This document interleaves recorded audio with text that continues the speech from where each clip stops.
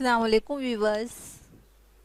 आज हम एक मज़मून लिखना सीखेंगे जिसका मौजू होगा वालिदैन के साथ हुस्न सलूक। तो वालिदैन के साथ हुस्न सलूक इस मौजू पर किस तरह से हम मज़मून लिख सकते हैं आज के इस वीडियो में देखेंगे। तो चलिए शुरू करते हैं। वालिदैन के साथ हुस्न सलूक कुरान मजीद की वालिदैन के साथ हुस्न सलूक कुरान मजीद की मुतादिद आयात में खुदा वाज़ेह करता है कि वालिदैन के साथ फ़र्ज़ एहसान और एहसान करना इस्लाम का लाज़मी हिस्सा है। ताहम इस्लाम में ख़वातीन ख़ास तौर पर माओं को सबसे ज़्यादा एहतराम और अक़ीदत के लिए अलग किया गया है।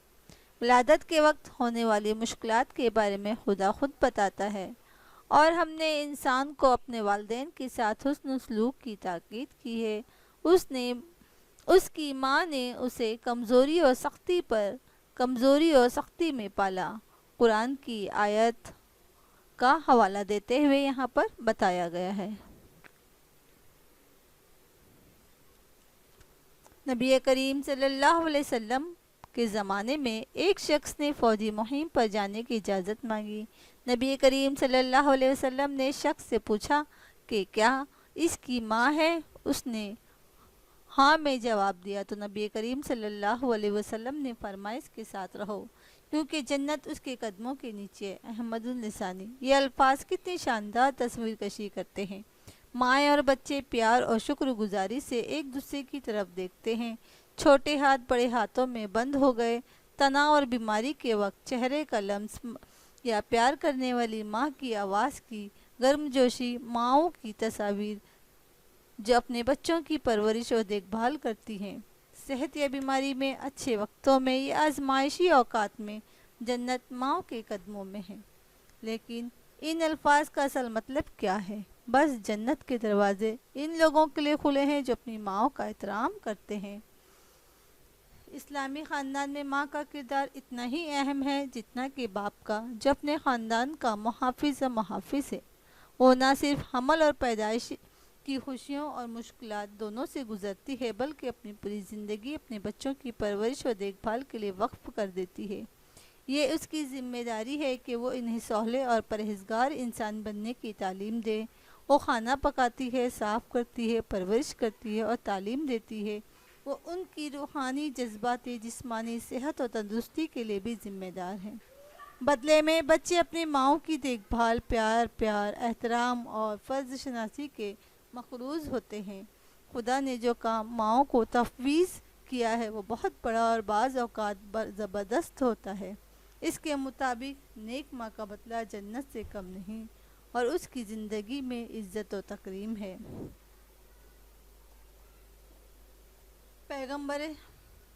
पैगंबर इस्लाम के सिर्फ इन दो अक़वाल से ही हम इस्लाम में माँओं की अहमियत को समझ सकते हैं।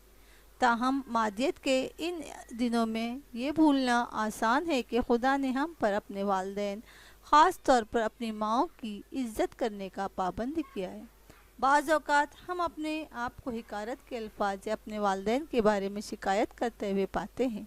इस तरह का तर्ज़ अमल इस्लाम से नहीं है। खुदा हमें याद दिलाता है कि हज़रत यूहन्ना जिसे बपतिस्मा देने वाली के नाम से जाना जाता है, अपने वालिदैन के साथ मोहब्बत करने वाले और उनकी अताअत करने वाले दोनों के साथ फ़र्ज़ शनास थे। फरमाया, ए जान, कलाम को मजबूती से पकड़ो और हमने इसे बचपन में ही हिकमत अता की और हमारी तरफ से रहमत अतिया के तौर पर लोगों का हमदर्द और गुनाहों से पाक था और नेक था और अपने वालिदैन के साथ नेक सलूक करने वाला था और वो ना तो तकब्बुर करने वाला था और ना ही खुदा का या अपने वालिदैन का। हमारी ज़िंदगी जितनी भी मसरूफ़ क्यों ना हो, अंबिया अकराम और हमारे सोहले पेशवरों की ज़िंदगियों पर नज़र डालना बहुत फ़ायदेमंद है कि वो अपने वालिदैन, खुसूसन अपनी माँओं के साथ कैसा सलूक करते थे। इस्लाम की इब्तिदाई अयाम के एक और सहाबी ज़बियान इब्न अली सूरी भी अपनी वालदा के साथ मक्का जाया करते थे।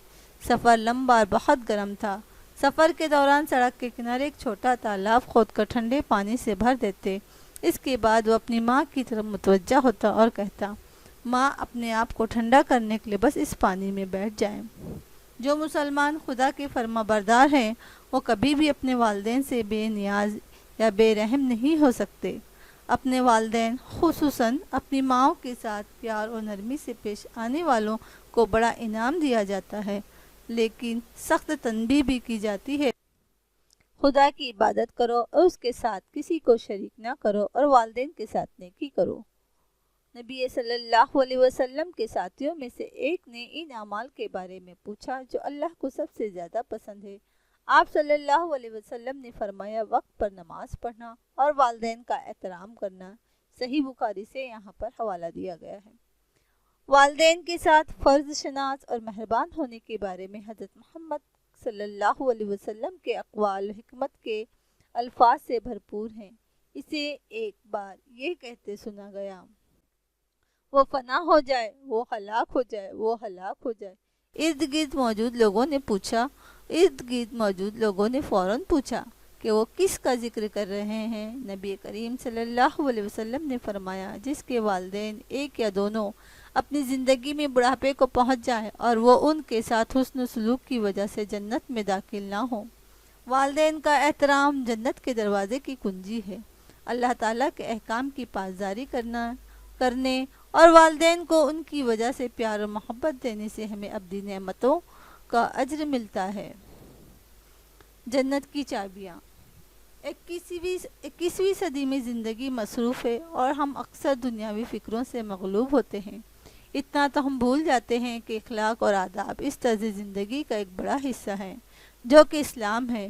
والدین کے ساتھ حسن و سلوک ایک فرض ہے اور ہم پہلے مسلمان کے طرز عمل کو یاد رکھنا اور ان کی تقلید کرنا بہتر کریں گے۔ وہ اپنے والدین کی عزت کرتے تھے، وہ خدا کے احکام پر عمل کرتے ہوئے ان سے پیار کرتے تھے اور ان کی پرورش کرتے تھے اور جانتے تھے کہ جنت واقعی ماؤں کے قدموں میں پڑی ہے۔ یہ ہمارے پیشوروں کے لیے صرف الفاظ نہیں تھے، وہ جنت کی کنجی تھے۔ نبی کریم صلی اللہ علیہ وسلم کی روایت میں ہم عمر بن خطاب کے بیٹے عبداللہ کے طرز عمل کا مشاہدہ کر سکتے ہیں۔ مکہ کے راستے میں عبداللہ رضی اللہ تعالیٰ عنہ کی ملاقات ایک عرابی سے ہوئی۔ آپ صلی اللہ علیہ وسلم نے اسے سلام کیا، اس کو اس سواری پر سوار کیا جس پر وہ سوار تھے اور اسے وہ پگڑی دی جو اس نے اپنے سر پر پہن رکھی تھی۔ عبداللہ کے ساتھیوں میں سے ایک نے تبصرہ کیا، خدا آپ کو ہدایت دے، وہ صرف بدو ہیں اور سادہ چیز پر راضی ہیں۔ عبداللہ نے جواب دیا کہ اس شخص کے والد میرے والد کے قریبی دوست تھے۔ میں نے رسول اللہ صلی اللہ علیہ وسلم کو یہ فرماتے ہوئے سنا کہ والدین کی عزت کا بہترین طریقہ یہ ہے کہ بیٹا اپنے والد کے دوستوں سے میل جول رکھے۔ اسلام خاندانی اکائی کی اہمیت کو تسلیم کرتا ہے اور والدین اور بچوں کے درمیان اچھے محبت بھرے تعلقات کو ضروری قرار دیا ہے۔ خدا کے بعد ہمارے والدین ہمارے شکر گزار اور اطاعت کے مستحق ہیں۔ ایک مسلمان پر فرض ہے کہ وہ اپنے والدین کے ساتھ نیکی اور رحم کرے۔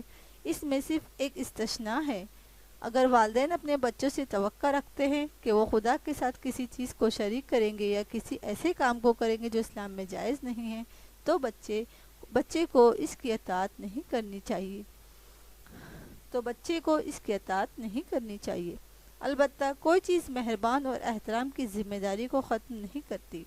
اسلام ایک ایسا مذہب ہے جو رحم، برداشت اور احترام کی صفات پر زور دیتا ہے۔